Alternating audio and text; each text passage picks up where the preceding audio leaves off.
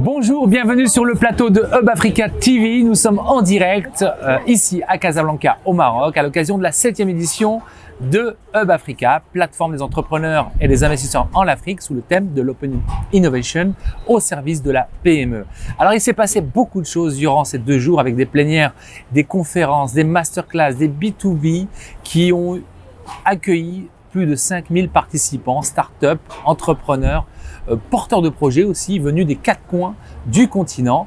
Donc un succès à proprement dit auprès de tous les échos que nous recevons durant ces 2 jours et à travers les réseaux sociaux, car vous avez pu suivre sur Hub Africa, Facebook, Instagram, LinkedIn, toutes les activités qu'il y a pu avoir durant ces 2 jours.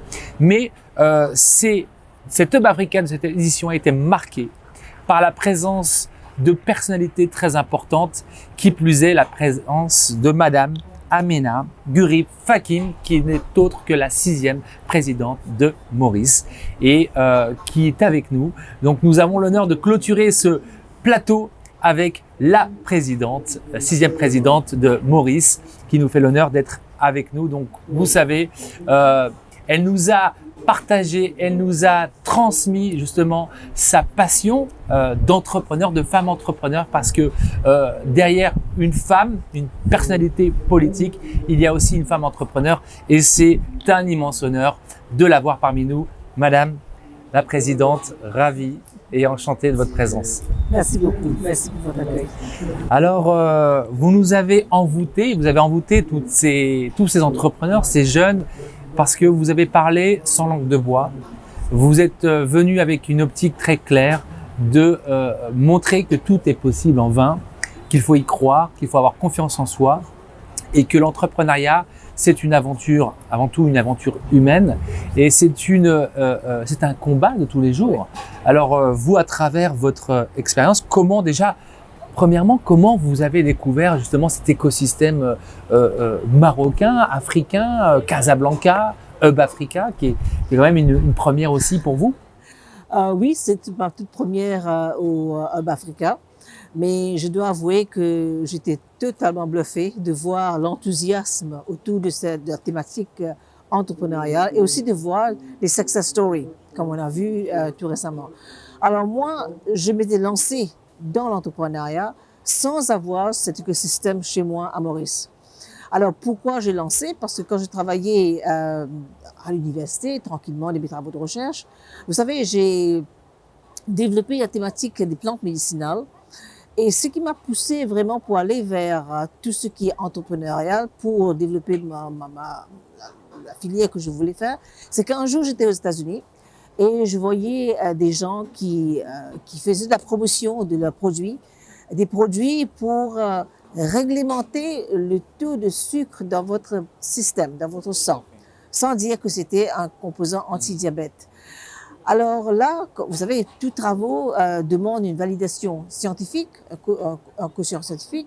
Et là, quand je regarde la petite fiche qui accompagnait, je voyais mes publications. Alors je dis, mais c'est pas sérieux, parce que là, je fais des travaux qui sont jetés dans le domaine public parce qu'il n'y a pas de protection intellectuelle et je vois que mes travaux utilisent pour valider des produits d'autrui. Alors c'est ça qui m'a donné l'idée de dire, ben voilà, un jour je vais passer de l'autre côté pour traduire ces travaux de recherche en un business, et ce que j'ai fait en prenant ma retraite de l'université. Mais alors, Madame Amena Gurib Fakim, je veux dire, vous n'avez pas à cette époque-là tous les écosystèmes, les structures d'accompagnement qu'on connaît maintenant. Vous avez vu durant ces 2 jours des structures d'accompagnement, des incubateurs. Vous étiez entouré par un écosystème. Est-ce qu'il y avait des personnes qui vous soutenaient dans votre démarche de développement entrepreneurial à cette époque-là? Parce que j'imagine qu'on n'est peut-être pas dans les mêmes contextes. Oui. Est-ce que, en plus, arriver avec une solution complètement innovante, comment vous avez été justement soutenu et accompagné? C'est d'abord, je dois dire que j'avais rencontré un entrepreneur qui était français, qui habitait Maurice, et il avait aussi cette vision que ce que je faisais était porteur d'idées, était porteur de potentiel. Alors, évidemment, c'était aussi à partir de la mise à disposition de fonds propres. Alors, j'ai mis mon argent dedans et j'ai rencontré mon associé qui s'appelait Jean-Louis, et ensemble, on a monté la société. Mais je dois dire que Il y a des jours, on se réveille le matin, on se dit, mon Dieu, est-ce que j'ai pris la bonne décision? Est-ce que j'ai pris la bonne décision? Mais au final, quand je voyais l'épanouissement de la société, ce que je pourrais faire pour améliorer le CV des jeunes, parce que c'est ça aussi qu'il faut, l'espace pour qu'ils viennent et prennent, et soient baignés dans la technologie, la science, le bioparc, parce que j'ai créé le premier bioparc à Maurice. Et bon, c'était. Mais encore une fois, ce qui n'a pas émergé vraiment, et ce qui est toujours un problème, non seulement pour Maurice, mais aussi pour l'Afrique, c'est ce besoin de protéger la propriété intellectuelle. Parce qu'au final, c'est ça le vecteur au travers duquel on crée la richesse. Et c'est pas pris au sérieux. Nous n'avons pas vraiment de grosses structures sur le continent qui prend ce thème très au sérieux.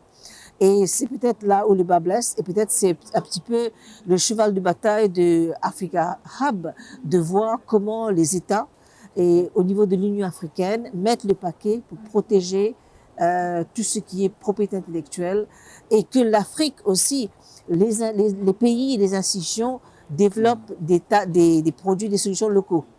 Alors, vous, en tant que femme, entrepreneur, j'imagine que le combat n'était pas le même. Quel message pourriez-vous donner à toutes ces femmes qui rêvent d'entreprendre, qui rêvent de monter leur projet, leur entreprise? Parce que voilà, il y a une réalité en Afrique. Quel message pourriez-vous leur donner justement? Vous avez utilisé un mot qui est très vrai pour moi, rêver. On doit continuer à rêver, on doit continuer à oser.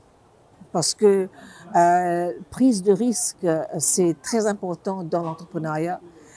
Les femmes ne sont pas vraiment encouragées à prendre des risques, mais pour être un entrepreneur capable, il faut prendre des risques. Alors, osez, prenez les risques et surtout traduisez dans la réalité ces idées. Alors, vous savez qu'aujourd'hui, il y a eu une thématique très forte aujourd'hui traitée sur le ZLECA et à travers une nouvelle zone de libre-échange. Oui.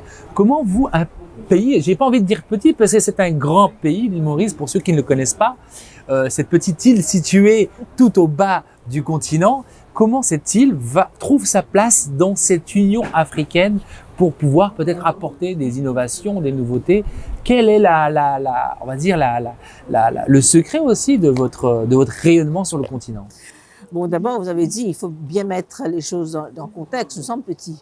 Au niveau territorial, nous avons environ 2000 km², donc c'est petit. Mais ce que vous avez aussi dit, c'est que nous avons su jouer sur le positionnement géographique de Maurice pour agir vraiment comme ce pont entre l'Afrique et l'Asie. Et c'est un petit peu ça que nous proposons, ce positionnement géographique. Mais au-delà de ça, nous avons pas mal d'exemples qu'on pourrait partager avec le continent. Comment on a su, par exemple, investir dans le capital humain au travers de l'éducation gratuite et aussi donner les plus vulnérables ce filet de protection au travers des mesures sociales qu'on a adoptées et des mesures sociales qu'on a adoptées. Et aussi, autre chose, c'est qu'on donne la santé gratuite à Maurice. Vous donnez la santé gratuite. La santé gratuite. Et nous sommes sur le continent africain, c'est extraordinaire. Déjà, au niveau du PIB, je crois je ne vais pas utiliser le mot dépenses parce que moi, je considère que ce sont des investissements, environ 30% de PIB consacrés à ces mesures. Mais c'est extraordinaire. Alors pour ceux qui nos confrères de la région qui ne connaissent pas Maurice, quel message pourriez-vous leur donner justement?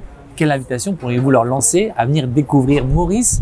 En quelques mots, c'est quoi la signature de Maurice aujourd'hui? La signature de Maurice, c'est, je peux utiliser le mot empowerment parce qu'on a parlé beaucoup d'empowerment. La signature de Maurice reste quand même utiliser le positionnement géographique, et là je pense au Maroc aussi, qui est un positionnement très très important, stratégique. Prenez tous ces atouts pour faire avancer nos ambitions, pour faire avancer nos rêves, parce qu'au final, comme vous avez bien dit, il faut continuer à rêver, il faut continuer à donner l'espoir aux jeunes de rêver, et aussi ne pas oublier la femme. Parce que 52% de la population africaine, c'est la femme. C'est la femme qui nourrit l'Afrique.